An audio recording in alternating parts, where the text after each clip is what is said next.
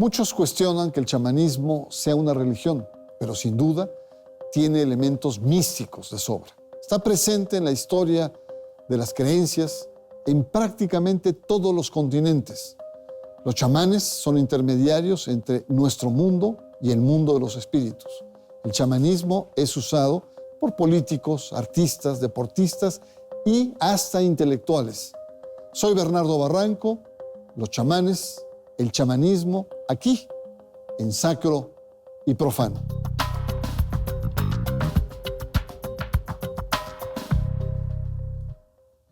Según Mircea Eliade, filósofo e historiador de las religiones, el chamanismo no es propiamente una religión, sino métodos de exaltación y terapéuticos para contactar los espíritus presentes en toda la naturaleza. Sin embargo, el chamanismo está presente en las religiones de todos los continentes. La figura del chamán es definida como un ser espiritual al que se le atribuye la capacidad de modificar la realidad, de curar las enfermedades causadas por espíritus malignos, además de ser conocedor e intérprete de los sueños, un ser capaz de entrar en trance y éxtasis para viajar a otros mundos paralelos. A pesar de que el pensamiento científico descalifica la práctica del chamanismo y de las personas que mantienen contacto con el universo alternativo a través de conocimientos ancestrales, es un hecho que lo sobrenatural ejerce una seducción en las personas de todo el mundo. El ecologismo ha facilitado el regreso de un neochamanismo y en la actualidad cuenta con una mayor cantidad de adeptos que buscan regresar al mundo natural. La adivinación, las curas milagrosas que devuelven la salud mediante el uso de plantas medicinales milenarias.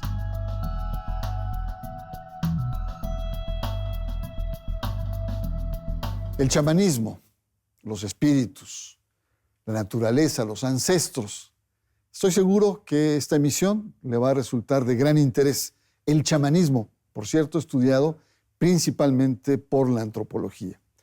Y para entender qué es el chamanismo, le presento a la maestra Isabel Lagarriga Atías, investigadora del Instituto Nacional de Antropología e Historia, y a Apabián Teu, chamán o guía espiritual maya. Maestra, yo sé que en 2 minutos es muy complejo, muy difícil, pero ¿cómo podríamos definir el chamanismo? Bueno, el chamanismo es una expresión religiosa que ha corrido con el hombre desde la más remota antigüedad. Las pinturas rupestres del Paleolítico son una muestra de ello. Parte del concepto de que además de este mundo terrenal existe otro mundo habitado por deidades, seres sobrenaturales. La persona encargada de ser intermediario entre estos dos mundos es el chamán. El chamán es un especialista del infortunio. Él debe conservar el equilibrio de su grupo, predecir y si no, explicar, lo que, como decía yo hace un momento, el infortunio. El chamán es también, se ha dado mucho expresar el término chamán como un terapeuta, pero el chamán es mucho más que eso. Es un guía espiritual, es un consejero, conductor de almas de los muertos, puede ser un cantante, un artista, puede ser incluso un nahual. ¿Cómo realiza estas funciones? A través del sueño, a través del trance, a través de la ingesta de alucinógenos, a través incluso de la adivinación. Y estas serían las características principales que englobarían a un chamán. Muy bien, gracias, maestra, sobre todo por su capacidad sintética. Fabián, es una puerta el chamán entre diferentes mundos, espíritus. Es ancestral, como nos acaba de plantear la maestra. Viene de diferentes continentes, de Asia, de África, en América. ¿Cómo entender que está resurgiendo o está nuevamente expandiéndose esta sensibilidad? Los chamanismos en distintas áreas del mundo han permanecido, han continuado, incluso algunos bajo el flujo y el peso de algunos regímenes que han estado en contra. Por ejemplo, el chamanismo propio, el siberiano, y en Mongolia, que estuvieron en China, que han estado bajo la presión que estuvieron bajo la presión del comunismo, sobrevivieron en la clandestinidad, como en algún momento también en México lo fue durante la etapa colonial. Lo que está resurgiendo no es tanto ese chamanismo, es el neochamanismo, lo que está expandiéndose ahora desde otra perspectiva y como se ha hablado, la religión a la carta o la fe a la carta, el chamanismo se ha integrado a esta nueva oferta de posibilidades. Entonces, si bien no necesariamente somos nosotros los que hemos vuelto de alguna manera, hemos estado aquí, sí han sido los otros los que están creciendo cada vez más. En términos equívocos, sin la disciplina que conlleva la práctica ceremonial antigua y no necesariamente englobando todas las capacidades o las posibilidades. La maestra de manera muy sintética ha dicho muchas de nuestras capacidades y posibilidades de las especializaciones. Ahora, el neochamán o el chamán urbano o el chamán que es cibernético incluso, no tiene toda esa preparación. Eso es lo que sí está expandiéndose más. Lo otro, hemos seguido y continuamos. Muy brevemente, si pudieras usar un telegrama, ¿qué diferencia habría entre los chamanismos históricos y lo que llamas tú el neochamanismo? Que nuestra preparación como guías espirituales o como chamanes conlleva una disciplina ardua. Por ejemplo, la búsqueda de señales y signos en los sueños. El otro chamán no tiene atención para ese tipo de cosas. En cuanto ese chamán y ese tipo de guías, en cuanto algo comienza a ser una disciplina más cargada, se mueve a otro lado. Deja esto. No es necesario profundizar. Muy bien, pues tenemos una primera entrada sobre lo que es, ya me corregirán, no el chamanismo, los chamanismos en el mundo, que hay una fuerte tendencia a la expansión. Y vamos a hacer un corte. Está usted en Sacro y Profano. Regresamos para poder entender más las características de los chamanismos. En un momento más regresamos.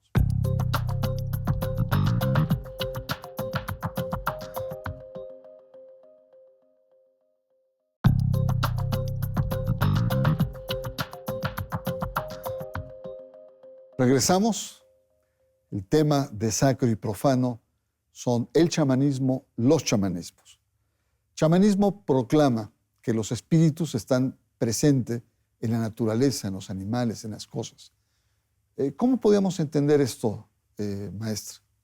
Bueno, pueden estar en este mundo, pero como hablábamos hace un momento, hay otro mundo invisible, lo llaman algunos, otros lo llaman mundo otro para distinguirlo del otro mundo, del mundo de los muertos.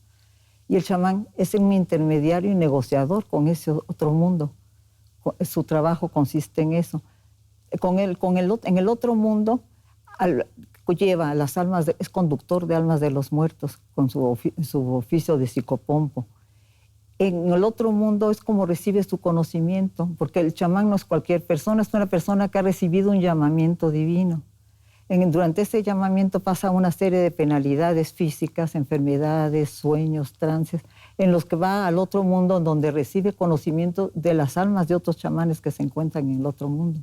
Como decimos hace un momento, como tratar de liberar a su comunidad del infortunio, es un buen buscador o negociador con el dueño de los animales para que haya cacería, con los dueños de los montes para que la agricultura se dé bien, contra las inclemencias del tiempo para lograr que se den las condiciones adecuadas para el equilibrio del mundo. Como decíamos, es el buscador de este equilibrio.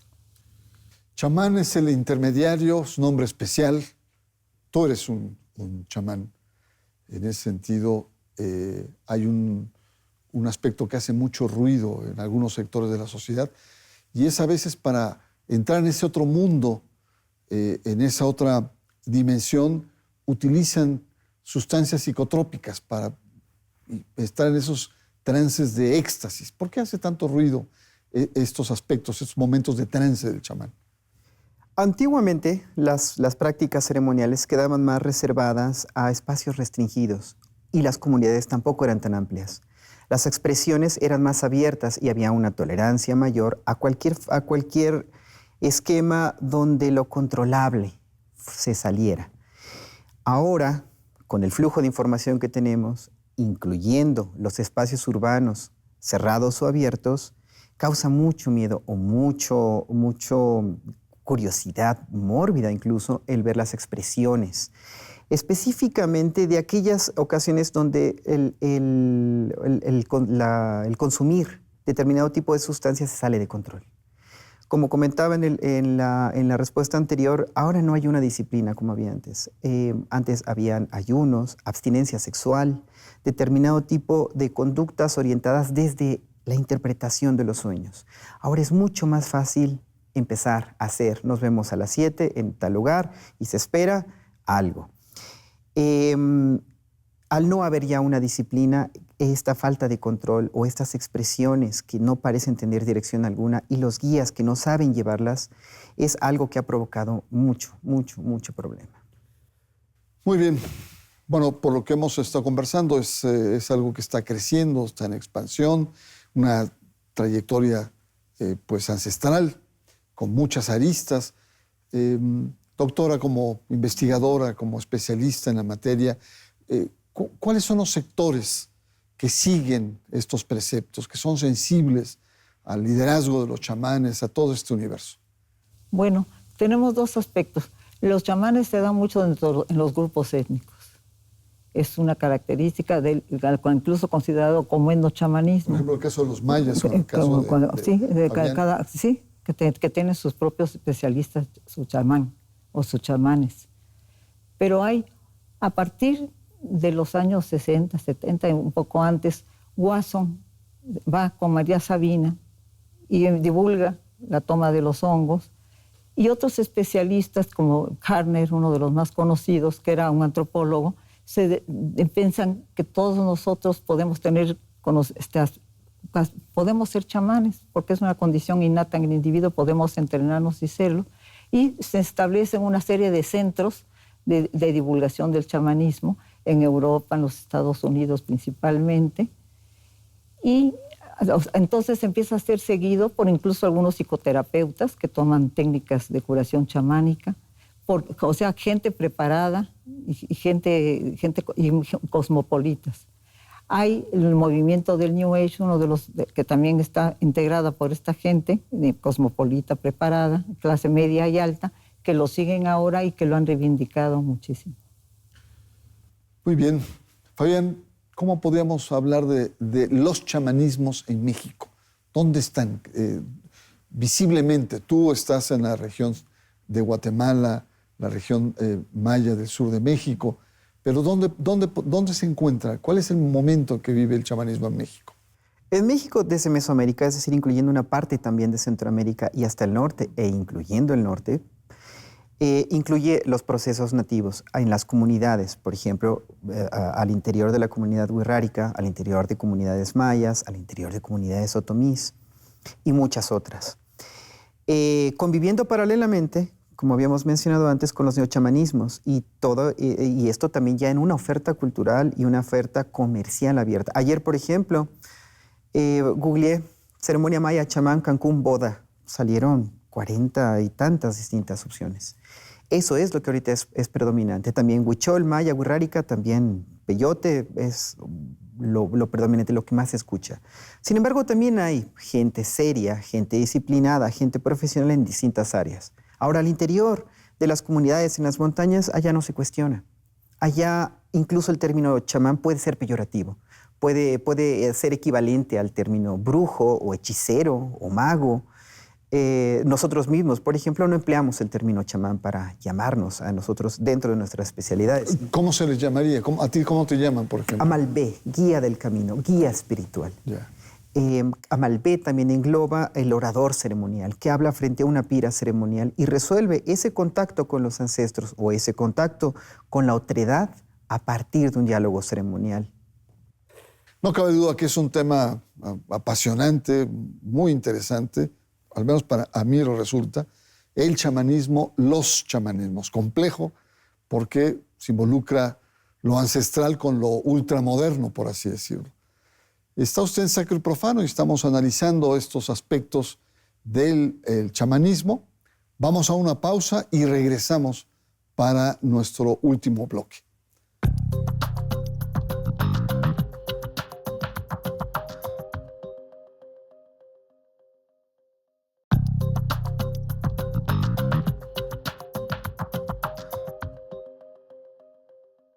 En verdad fascinante el tema del chamanismo. Y quisiera preguntar, porque estamos ya en el último bloque de Sacro y Profano, maestra, quisiera preguntar qué nivel de libertad existe para que esta práctica y sensibilidades religiosas puedan desarrollarse, o al contrario, hay restricciones, ataduras, represiones. ¿Cuál es el momento hoy del chamanismo? Sí, antes usted llegaba a una comunidad y con dificultad el especialista se hacía notar. Hoy día muchos de ellos incluso se atribuyen el término chamán. En la ciudad, los neochamanes ahora tienen, por ejemplo, crean escuelas, se ligan a los movimientos de la neomexicanidad, se reinterpreta la historia, se hacen una serie de rituales ligados con los antiguos códices o con una supuesta historia de nuestro país. Y en los sectores elegantes muchas veces hacen ceremonias de tipo chamánico, de ingesta con ingesta, por ejemplo, de peyote o incluso la ayahuasca, que es de América del Sur, para hacer remembranzas o para hacer supuestos rituales chamánicos. No hay ninguna restricción, ni mucho menos. ¿Y no será también el hecho de que el regreso a temas de la naturaleza, de la ecología, de la neomexicanidad, también influyan para que, sobre todo, el neochamanismo tenga un momento de auge hoy en la sociedad mexicana? Así es, lo tiene y se utiliza como elemento o como bandera ideológica para sustentarlo, para mantenerlo o para incluso fundarlo y refundarlo desde bases prehispánicas o múltiples. Como le comentaba, en algunas ocasiones, en una convocatoria, en una ceremonia chamánica, podrían decir también incluso música celta, lectura de runas, una variedad muy grande de elementos, música, danzas, cantos y la ingesta de peyote, por ejemplo. Efectivamente, se utiliza como bandera, pero no estamos en el mismo sentido. En las comunidades, en los pueblos, donde la ceremonia se realiza aún en la cueva o en la punta de las montañas, allí sí se vive uno a uno con la naturaleza. Si uno no cultiva el equilibrio, la búsqueda, la comunicación con aquella otredad, y no hay un balance con la naturaleza, bueno, no va a haber maíz, no hay comida, no hay curación efectiva para una persona que puede llegar con un auténtico problema. Uno en la comunidad no puede esperar que llegue una persona y decirle, espérame, voy a tomar peyote y ahorita que baje y que regrese, ahí te ayudaré si puedo. No. Con nosotros hay que hacerlo así. En estos contextos urbanos o en ese tipo de ceremonias, parece más un uso recreativo, o lo es un uso recreativo del consumo de estupefacientes, y bueno, algo habrá que salir, ¿no? Sin embargo, sí, de alguna manera el mensaje está saliendo por ambos lados. Muy bien, pues llegamos a la parte final de la emisión y me gustaría mucho, a manera de conclusión, una última intervención. Empezamos por usted, maestra. Bueno, el chamanismo ha tenido varias etapas. Desde el siglo XVII, Abakún, un monje ruso que lo exilian a Siberia, tiene contacto con los grupos siberianos en que practican el chamanismo y lo considera como algo demoníaco. Durante un tiempo fue considerado demoníaco, algo como decía el compañero, en la época colonial, en fin, se le da ese matiz. Posteriormente se medicaliza la figura del chamán y se le psicologiza también. Se piensa que es una persona que tiene alguna problemática mental que es necesaria para el desarrollo de su actividad. Se dedica y también a su vez eso le permite dedicarse a las terapias. Y hoy día hay una idealización del chamán. Como dice hace un momento, ya a eso se debe su expansión que pensamos va a continuar por largo tiempo. Muchas gracias, maestra. Su apunte final, ¿cuál sería? Para el caso específico de la cultura maya, y para hacer una acotación, En nuestro caso no hay un uso de ningún estimulante y de ninguna sustancia. En este mundo, en este otro mundo, se hace más énfasis en el análisis y el control de los sueños. Evidentemente, el uso correcto y concreto del calendario maya. Para el caso de los seres humanos y muchas de sus aflicciones y de todo aquello que tiene que ver con el mundo, se analiza el embarazo, el nacimiento, al bebé como el elemento donde es creado y después, a partir del cual se entiende todo lo demás. Se exige mucha disciplina, no es un asunto de vamos a vernos para consumir algo, no es jamás por allí. Es el énfasis mayor en la comprensión, la claridad, el entendimiento y sí, efectivamente, el diálogo con los ancestros, el diálogo con la otredad, el negociar con distintas entidades, llamémosles nahuales, espíritus, espíritu del monte, del agua, del valle, del cielo, de la tierra. Hay muchas maneras de entenderlo y hay muchas maneras de hacerlo. Yo hago la invitación a conocer la parte que no es la parte de moda y la parte que sí es disciplinada, la parte que puede proporcionar nuevas respuestas. Muchísimas gracias. Ha sido realmente ilustrador su presencia, nos ha ayudado mucho, porque el chamanismo es un conjunto de sensibilidades religiosas. No sé qué piensa usted. A mí me ha fascinado lo que he aprendido. Sensibilidades religiosas, mágicas, esotéricas. El chamán es un intermediario de mundos distintos, muertos, otredades, pero también muy vinculados a la naturaleza. Chamanismo, hay diferentes ramas, el chamanismo tradicional ligado a las comunidades y una especie, lo que ustedes han llamado neochamanismo, o este chamanismo de moda, o este chamanismo de New Age, urbano, con las mezclas religiosas que hay actualmente.